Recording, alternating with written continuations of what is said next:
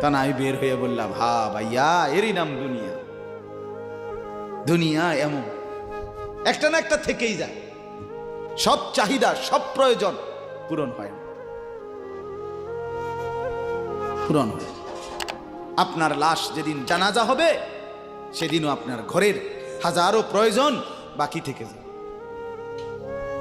বাকি থেকে। পৃথিবী হাসবে ঠিকই, সিএনজিও চলবে, অটোও চলবে, সূর্যও ডুববে, চাঁদও উঠবে, রাতও শেষ হবে, দিনও আসবে, কেউ থামবে না আপনার জন্য।